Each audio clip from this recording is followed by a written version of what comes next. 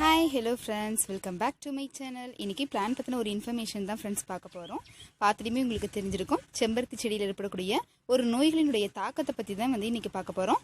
அந்த நோயினுடைய தாக்கத்திலிருந்து எப்படி ரெக்டிஃபை பண்ணி நம்ம பிளான்ட்டை பாதுகாத்துக்க முடியும் அப்படின்றத உங்கள் கூட ஷேர் பண்ணிக்கணும்னு தோணுச்சு. ஸோ அதுக்காக தான் இந்த வீடியோ நான் அப்லோட் பண்ணியிருக்கேன். இந்த இன்ஃபர்மேஷன் உங்களுக்கும் யூஸ்ஃபுல்லாக இருக்கும்னு நான் கண்டிப்பாக நம்புகிறேன். ஓகே, வாங்க வீடியோக்குள்ளே போகலாம். அதுக்கு முன்னாடி என்னுடைய சேனலை இப்போ தான் ஃபஸ்ட் டைமாக பார்க்குறீங்க அப்படின்னா சப்ஸ்கிரைப் பண்ண மறந்துடாதீங்க. பக்கத்தில் இருக்க பெல் ஐக்கானை கிளிக் பண்ணிக்கோங்க. நான் போடுற வீடியோட நோட்டிஃபிகேஷன் உங்களுக்கு உடனுக்குடன் சேரும். உங்களுக்கு இந்த இலைகளை பார்த்ததுமே தெரிஞ்சிருக்கும் என்ன பூச்சிகளினுடைய தாக்கத்தை பற்றி நான் பேச போகிறேன்னு சொல்லிட்டு. இந்த பூச்சி மாவு பூச்சி அப்படி இல்லைன்னா வெள்ளை பூச்சின்னு சொல்லுவாங்க. இங்கிலீஷில் மீலிபக் அப்படின்னு சொல்லுவாங்க. இது ஒரு தண்டு இருக்குது அப்படின்னா அதனுடைய நுனி பகுதியில் தாங்க ஃபர்ஸ்ட் எடுத்தோன்னா தாக்கத்தை ஏற்படுத்தும். அதுக்கப்புறம் எல்லா பகுதியிலுமே பரவி செடிகளே இறந்து போகக்கூடிய சூழ்நிலை அளவுக்கு அந்த தண்டு மற்றும் இலைகளுடைய தாக்கத்தை ஏற்படுத்தி ஃபுல்லாத்தையும் அழிச்சிடும். இது மட்டும் கிடையாது, பக்கத்தில் வேற ஏதாவது பிளான்ட் இருந்தாலுமே அதையுமே நோய் தாக்கங்கள் ஈஸியாக ஏற்படுத்திடும். ஓகே ஃப்ரெண்ட்ஸ், இதை எப்படி கண்ட்ரோல் பண்ணலான்னு பார்க்கலாம் வாங்க. இதை கண்ட்ரோல் பண்ணுறதுக்கான ஃபஸ்ட்டு டிப்ஸ் என்னன்னு பார்க்கலாம். அதுக்கு முன்னாடி இன்னொரு இன்ஃபர்மேஷன் என்னென்னு பார்த்தீங்கன்னா, இந்த பூச்சிகள் தாக்கம் ஏற்பட்டுச்சு அப்படின்னாவே கூடவே எறும்புகளுடைய தொல்லைகளும் அதிகமாகிடும். ஏன் அப்படின்னு பார்த்தீங்கன்னா, இது இந்த இலைகள் அப்புறம் தண்டு பகுதியில் இருக்கக்கூடிய சத்துக்கள் எல்லாம் உறிஞ்சி அது ஒரு கழிவுகள் வெளியிடும். அந்த கழிவுகள் பார்த்தீங்க அப்படின்னா குளுக்கோஸ் அப்படின்னு சொல்லுவாங்க. அந்த குளுக்கோஸ் ஒரு இனிப்பு சுவையை தரக்கூடிய மாதிரி இருக்கும் ஃப்ரெண்ட்ஸ். அதை ஹனி டியூ அப்படின்னு சொல்லுவாங்க. ஸோ சொல்லவா வேணும் எறும்புங்களுக்கு. ஸோ நல்லா நிறைய வந்துடும் எறும்பு. ஸோ ஸ்டார்டிங் டைம்லேயே நம்ம இதை கண்ட்ரோல் பண்ணிடணும். இப்போ இந்த பூச்சியினுடைய தாக்கம் ரொம்ப மைல்டாக தான் இருக்குது அப்படின்னா நீங்கள் எந்த ஒரு பெஸ்டிசைடு எதுவுமே நீங்கள் யூஸ் பண்ண வேண்டாம். நார்மலாக இந்த மாதிரி ஒரு ஸ்ப்ரே பாட்டில் எடுத்துக்கோங்க. நல்ல வாட்டர் ஃபில் பண்ணிவிட்டு நல்லா பம்ப் பண்ணி இந்த பூச்சிகள் எங்கெங்கே இருக்கோ அந்த இடத்துல நல்ல ஃபோர்ஸாக நீங்கள் தண்ணி பீச்சு அடிச்சிங்கனாவே அது விழுந்துடும்.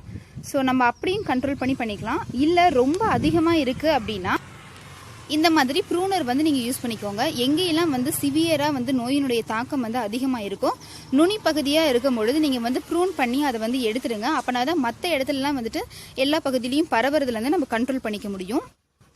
இந்த பூச்சியினுடைய தாக்கத்தை கண்ட்ரோல் பண்ணுறதுக்கு கண்டிப்பாக இந்த மாதிரி ஸ்ப்ரே பாட்டில் இருந்தால் ரொம்ப யூஸ்ஃபுல்லாக இருக்கும்.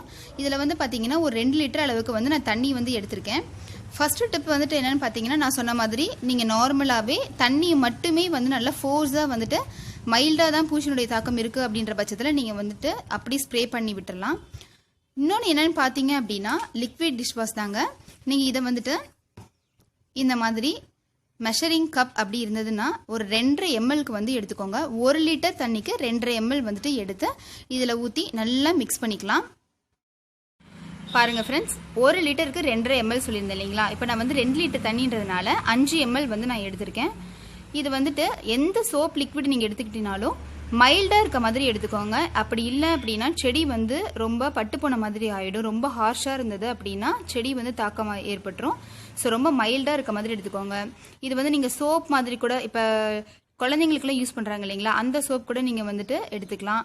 அப்படி இல்லை அப்படின்னா நீங்கள் அந்த ஷாம்பு குழந்தைங்களுக்கு யூஸ் பண்ணுற ஷாம்பு நீங்கள் எடுத்துக்கலாம். அந்த மாதிரி மைல்டாக இருக்கிற லிக்விட் எடுத்துக்கிட்டீங்க அப்படின்னா அந்த தாக்கமும் குறைஞ்சிரும், செடிகளும் பாதுகாப்பாக இருக்கும்.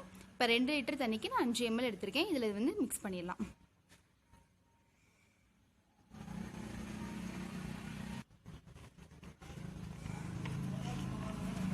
இது நல்லா லிட் போட்டுட்டு நல்லா குலுக்கி விட்டுருங்க. குலுக்கி விட்டுட்டு வீக்லி ஒன்ஸ் நீங்கள் என்ன பண்ணுங்க அப்படின்னா செடிகள் மேலே நல்லா ஸ்ப்ரே பண்ணி விட்டுருங்க. நல்லா பம்ப் பண்ணிவிட்டு நல்லா ஸ்ப்ரே பண்ணி விட்டுருங்க. வாரத்துக்கு ஒரு முறை மட்டும் பயன்படுத்துங்க போதும்.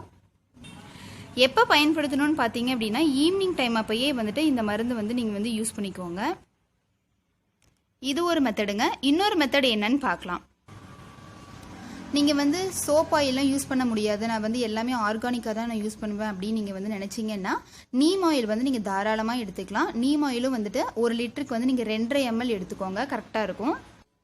அதோட மஞ்சள் பொடியும் நீங்கள் 1 டீஸ்பூன் அளவுக்கு சேர்த்திக்கோங்க. 2.5 ml மஞ்சள் தூள் 1 டீஸ்பூன் அளவுக்கு எடுத்துக்கோங்க. மஞ்சள் சேர்த்தும் போது அந்த பூச்சியினுடைய தாக்கமும் குறையும். ப்ளஸ் இன்னொரு பிரச்சனை சொன்னேன் இல்லைங்களா, எறும்பு கூடவே வந்துடும் சொல்லிட்டு அந்த எறும்பும் தொல்லைகளும் அப்படியே கொஞ்சம் கொஞ்சமாக கண்ட்ரோல் ஆகிடும். நான் இதை தாங்க யூஸ் பண்ணுறேன்.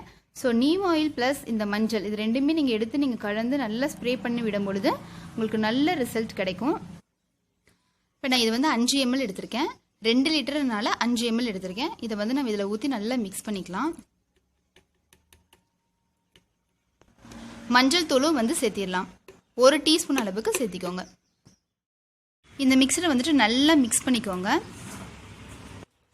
இப்போ மிக்ஸ் பண்ணியாச்சு, நல்லா பம்ப் பண்ணிக்கோங்க.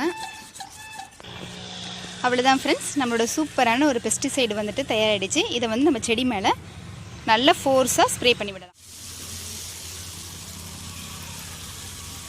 ஃபஸ்ட்டு அந்த பூச்சியெல்லாம் நல்லா கீழே விழுகிற அளவுக்கு நல்லா ஸ்ப்ரே பண்ணி விட்டுருங்க. இப்போ மற்ற தண்டு பகுதி எல்லாத்துலேயுமே ஸ்ப்ரே பண்ணிவிடுங்க.